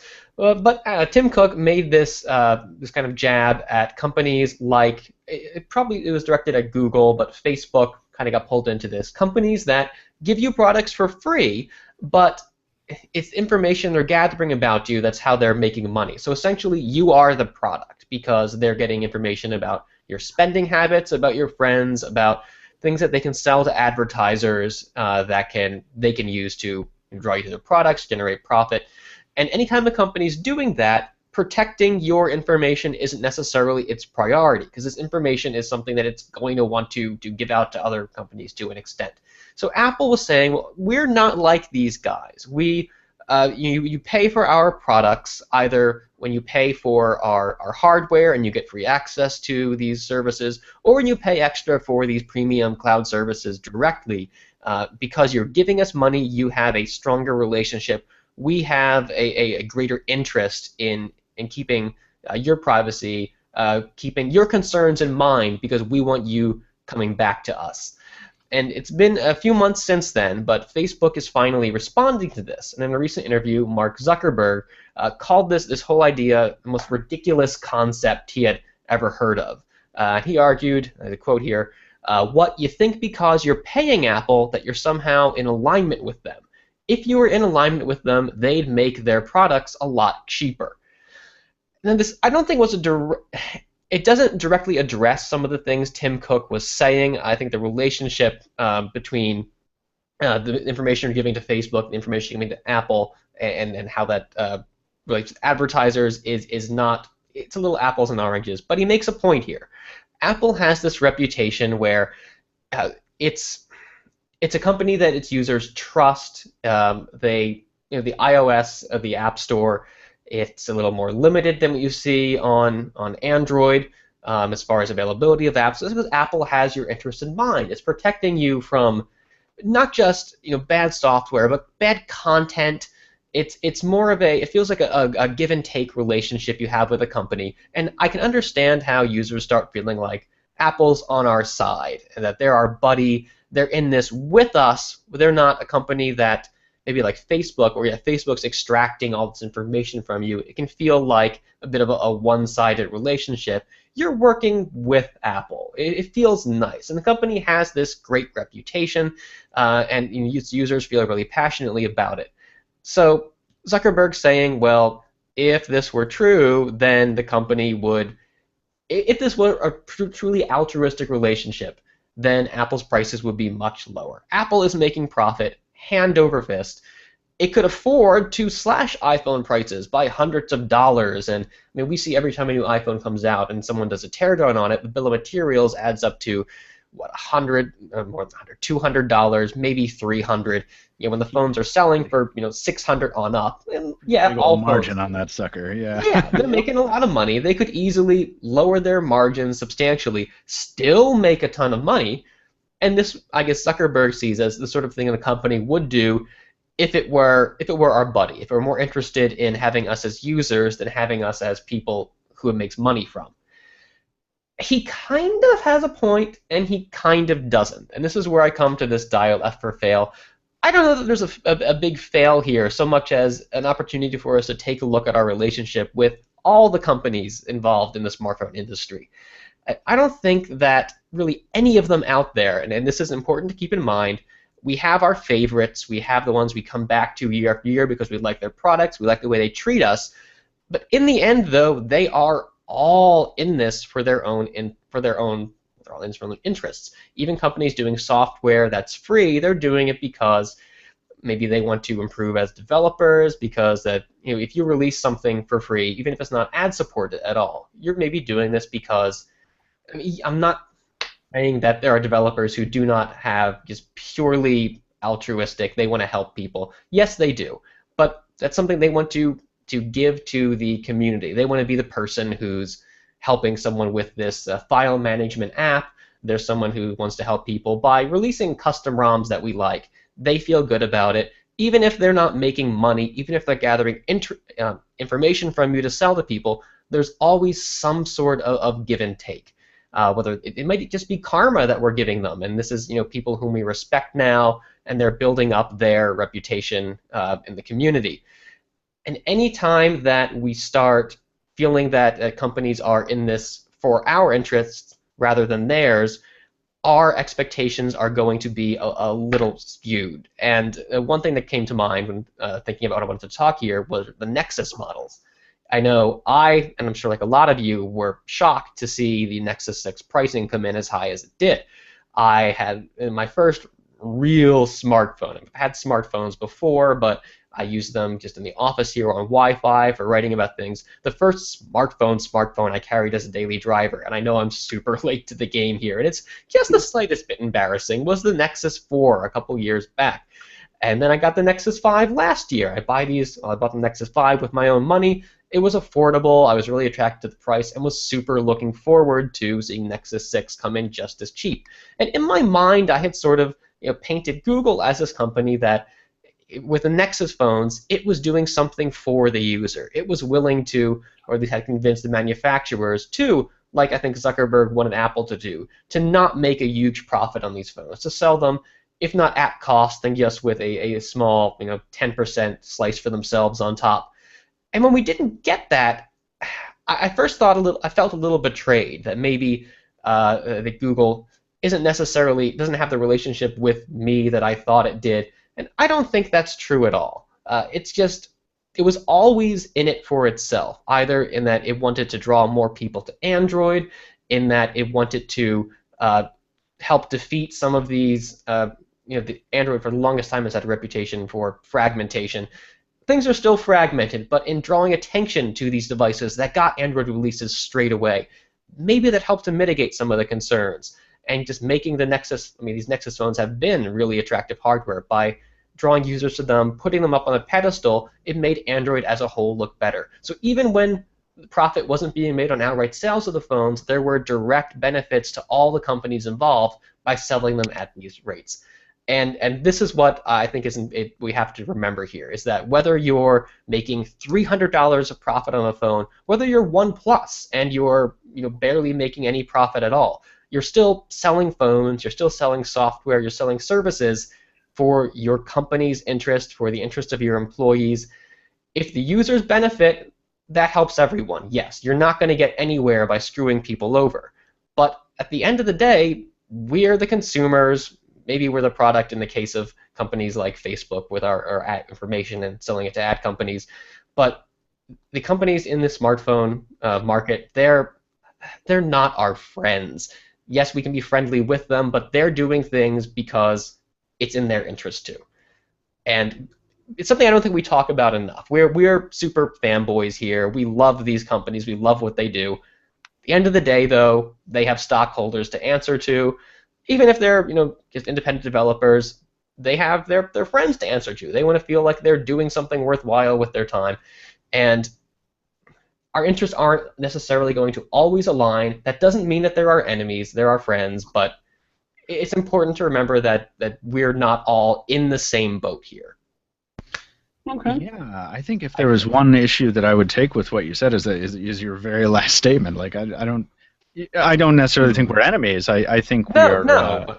But I certainly don't think we're friends. I think Right. No. I think it's always really, really, really helpful to remember that whether a company is using you to mine information or to mine money from your wallet, really your function in that relationship is to give the company something, and the company's function is to take as much as it can from you while still giving you enough to make sure that you feel happy. Yeah, with commercial companies, absolutely. I wanted to scale back my statement a little just to also reflect software developers, people releasing free apps and things. Yeah. They have a different monetary interest, different reputation interest than the people outright selling us hardware. But well, if it's okay, I think I'd like to go ahead and give Stephen a bit of feedback on his fail, and then I'm going to have to get back to the 9 to 5 grind.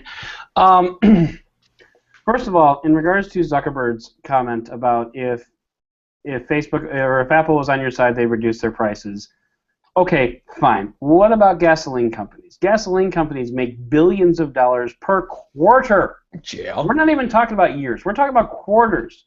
And yet I'm still paying, the highest gas prices in the country, but that's because I happen to live in Chicago. So it's not in Europe. Yeah, exactly. So but corporations don't have any type of responsibility to bring down prices to anybody's level. As the old saying goes, it's worth what people will pay for it. So having said that, I think Zuckerberg's wrong on that particular point.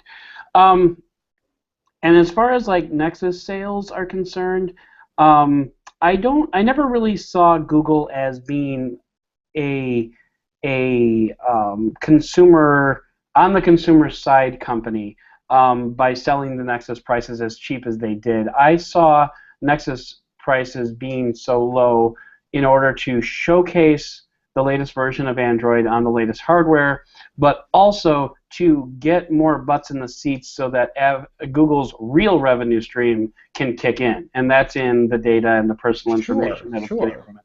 So I mean, I see where you're going with the with the expectation that the Nexus was going to be cheap because Google can.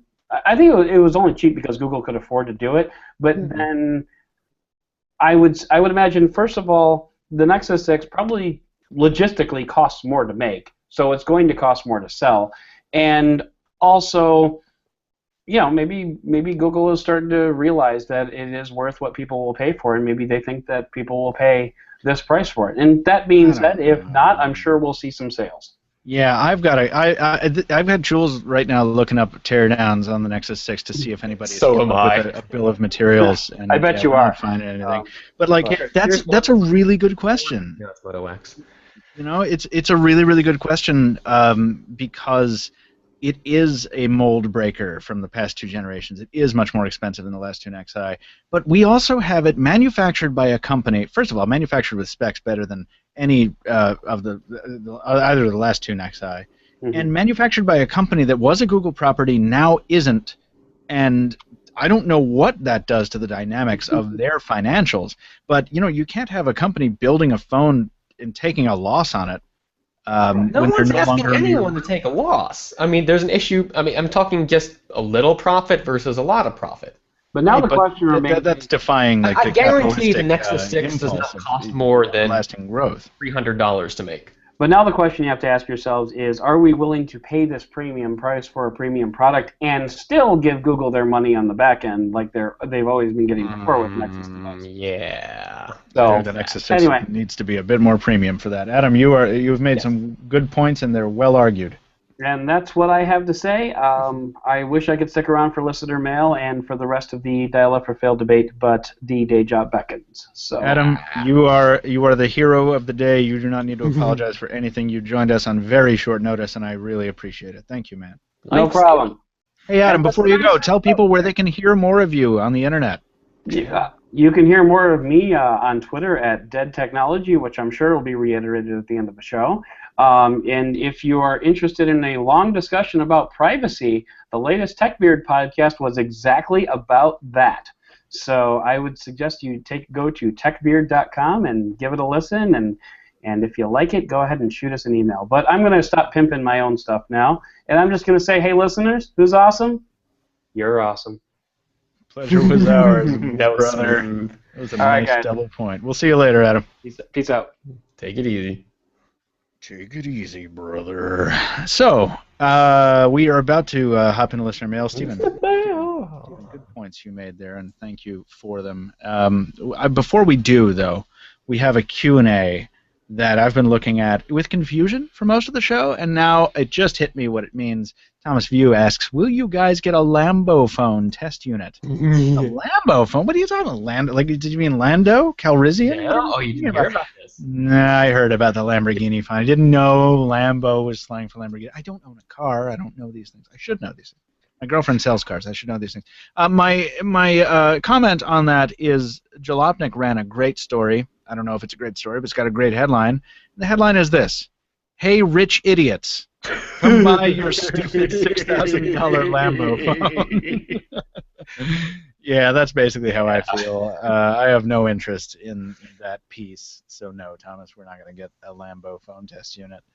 Unless, of course, officials from Lamborghini are listening, in which case I'm sure that 50 seconds convinced the phone them for the fully person who always was asking or complaining, I wish this Virtu model was just a little more extravagant. Exactly right. Lambo exactly. to the rescue. Lambo. No. Bad. All right, Jules, why don't you usher us into the segment we like to call Listener Mail. And now that we have a list up of the various mails in their various orders and with their various pieces of content, why don't we try our best to answer them, Stephen, in the manner that we've become accustomed to as hosts, wouldn't you say? Let's dive right in.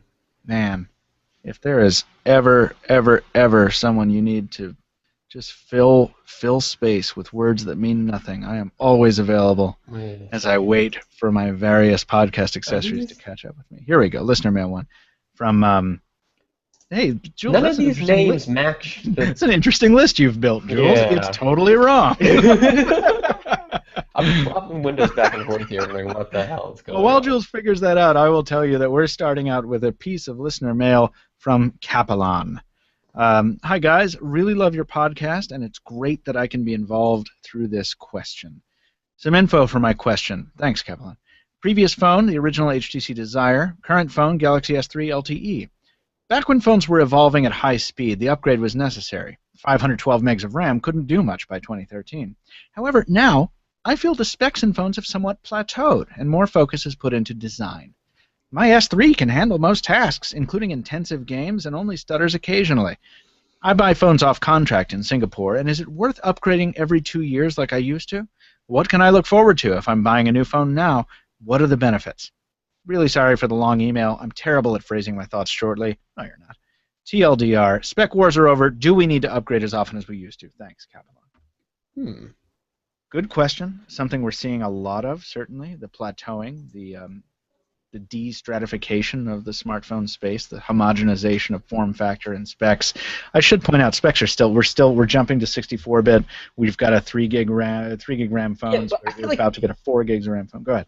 Unlike when we were at 512, moving into 1 gigabyte, that would maybe more necessary than the improvements we're seeing now, like the 2 gig to 3 gig and rumored. No, we are seeing there's that 4 gig Qualcomm developer phone. Yeah. It's starting to feel more like future-proofing and necessarily moving the phones to somewhere that we've been aching for them to get. And I've been thinking about this issue about upgrading. I mean, well, the Nexus, going back to that, I would have upgraded to not even a 2-year cycle, on a 1-year cycle to the new Nexus phone. Maybe if it were cheaper, maybe if it were smaller, but I am totally not sweating my current phone now, the Nexus 5. There's nothing that I need to do that I can't do on it. And really the only reason I can see myself buying a new phone at this point is if I were to break it. And yeah, and I have a more direct example even. But I don't know. My roommate is still running, my former roommate and current friend is still running his life on an S3, and though he has had to reformat it, twice or factory restore it, it still does everything he needs it to, and he's like a fairly heavy user. He's like a coder, he builds Android games for kids on his S3. So yeah, okay. I think there's definitely something to be said for taking a breath, taking stock of the situation, realizing that we're not making the jumps we used to. But that doesn't mean there aren't things to appreciate. It just means that when the phone comes along that really moves your heart, it's kind of like romance. When the man or woman comes along who really rings your bell, you'll know it. I think the upgrades that I really want to see come to phones aren't quite here yet. Like the RAM thing, debatable usefulness, 64-bit, the same thing. I want to see like 64 gig storage become the standard, and we haven't quite seen that evolution yet. There's no reason why we haven't. It just hasn't happened. No argument here. I'm with you. That might be a good reason to upgrade, especially if you're on a phone that didn't have expandability to begin with. But a couple of our emails are actually about upgrading this time. And the second one is from DevMeat, who says, "Hey Pocketnow, love the content and especially the podcast." Thank you. I'm looking to recontract soon. I'm currently using a combo of Note 8.0 and HTC One Max for work and personal. I was gonna say, like, whoa. I wonder if the Note 8.0 that DevMeat is using is one of the ones with the earpiece on it. Mm. You can, if you phone it up. And the One Max, I never hear of anybody carrying the One Max. That's cool. That's cool. I have to get an S Pen device, but initial reports about Note 4 have been mixed.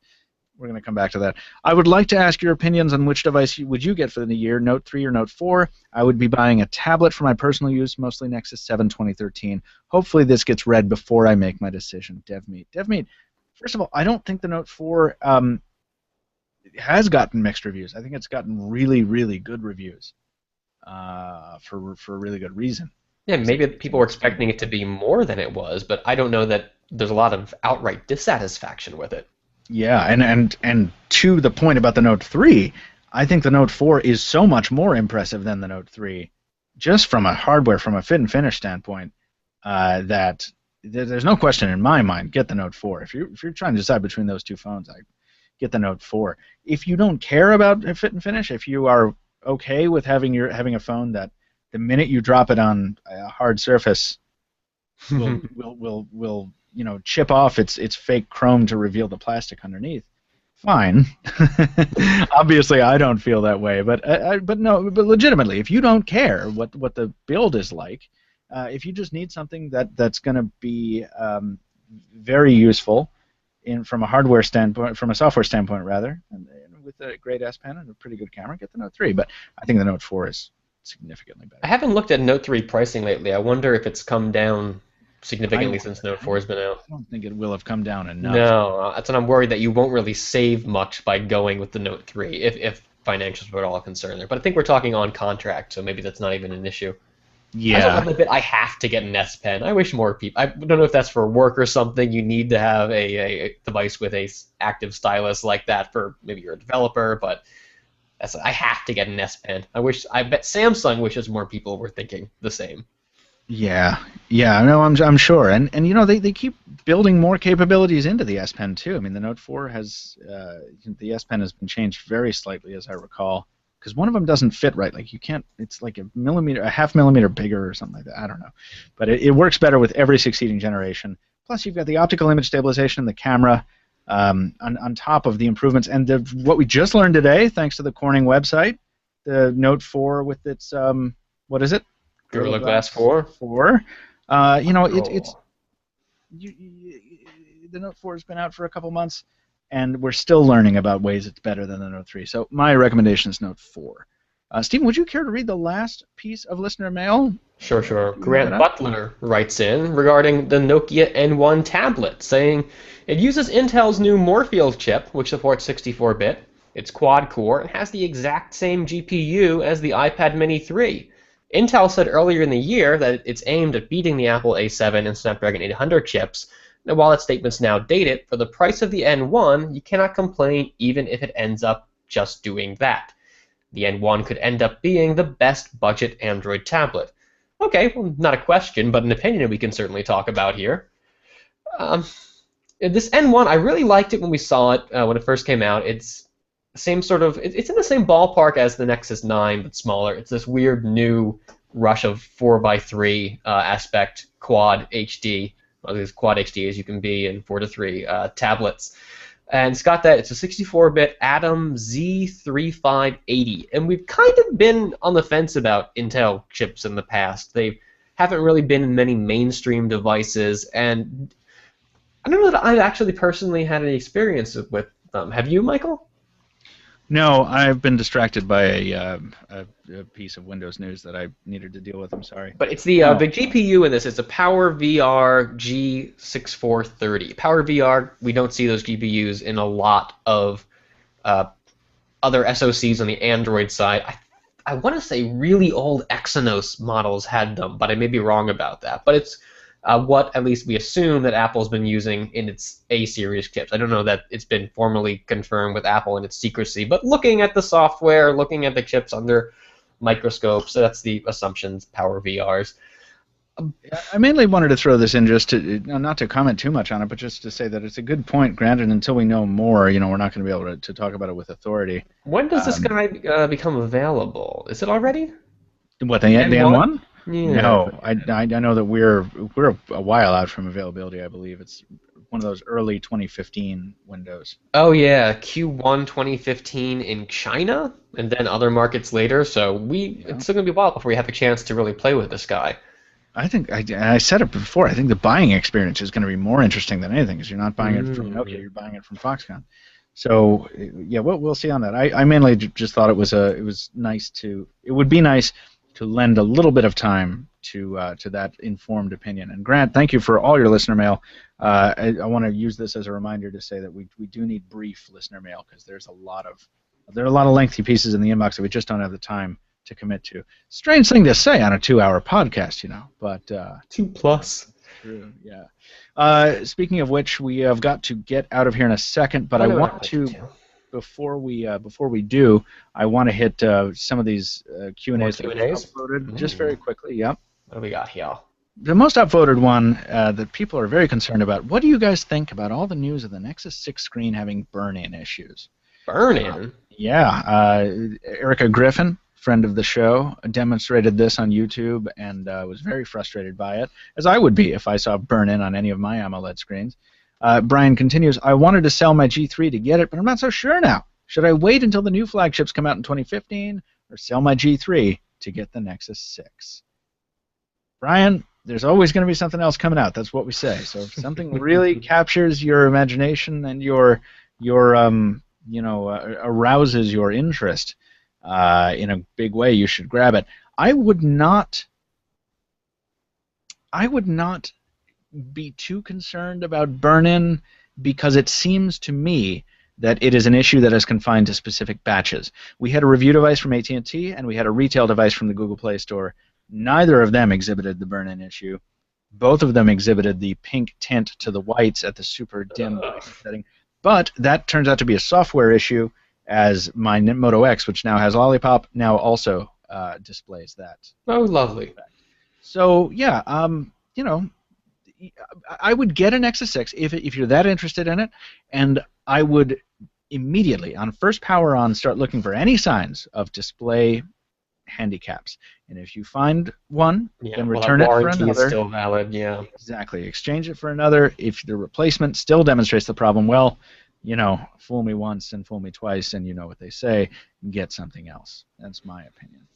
I wonder, is there like a safe time at all during the year when we're not expecting? I mean, right now we got CES in January. MWC is not in February this year; it's in March. But then we're going to have the Galaxy S6, One M9 launch. Is there like exactly the LG? Like June? Is that a safe time to buy a phone? Is that far enough removed from No. Because then you've got Motorola coming up in August, and you've got LG coming up sometime in July or August, and then IFA in September, and then the holiday season comes. You got the carrier variants. All this crazy. Oh, no. There's no safe time, ever.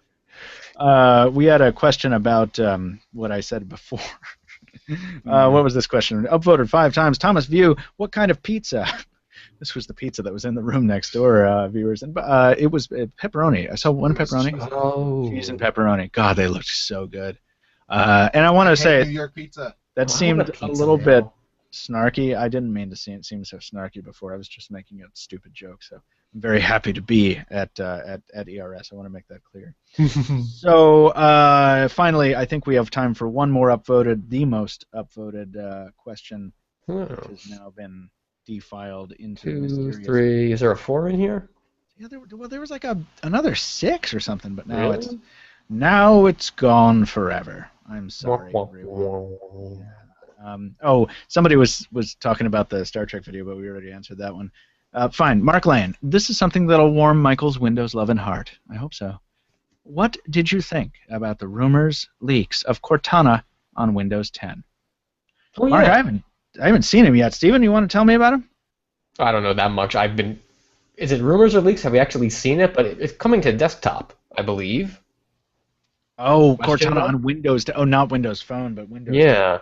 Oh, I see. Well, that would excite me very much because I just learned recently, and yes, I'm sorry, I'm behind. I just learned recently that you can get a Chrome plugin that responds to Hello Telephone. Yeah, so that was cool because I set it in my living room, and then suddenly my roommate's MacBook piped up, and I was like, "What are you doing? What kind of crazy world is this?" I think it would be cool. I think the more Cortana can grow and the faster she can grow, the better. And I'm not just saying that because I have been playing Halo and Halo 2 pretty much nonstop for the past 2 weeks. Is it 2003? What the hell, Michael? We got the Xbox One remastered editions, my roommate and I. Jules is so tired of this show. Dude, he wants to go so badly. Should we go? Let's make it a 3-hour. Yeah, let's just press on. Let's just keep answering Q&As. I think Jeff Santos is going to come in a little while. It'll be fine. We'll bring it. He'll be a guest. What phone does he use? That's a good question. All right, listen, Stephen. Let's say we vacate the premises. I can do that. All right, that sounds good. Everyone, your Q&As are awesome. Thank you so much for writing in. Thank you for your listener mail. And it's time I told you about the transition music. The note on the music is a ringtone.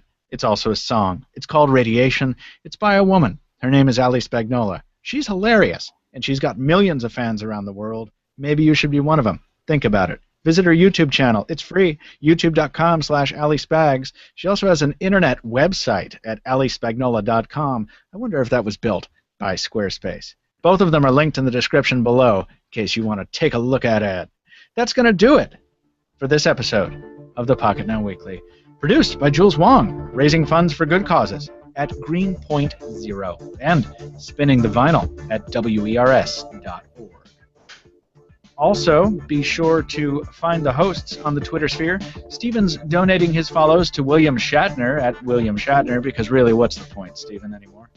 Adam's tweeting about Stargate, WordPress, and other stuff, presumably. And I, as always, am talking too much about two narrow subjects at Captain Two Phones, Captain number 2 Phones. Pocketnow is also on Twitter, Instagram, Facebook, and Google+. And if you enjoy the podcast, please help us spread the word. Leave a review on iTunes, Stitcher, Xbox, wherever podcasts are heard. As always, we thank you so much for listening. We thank our sponsor at Squarespace. We thank our hosts at WERS. And we'll be back with more mobile tech talk next week.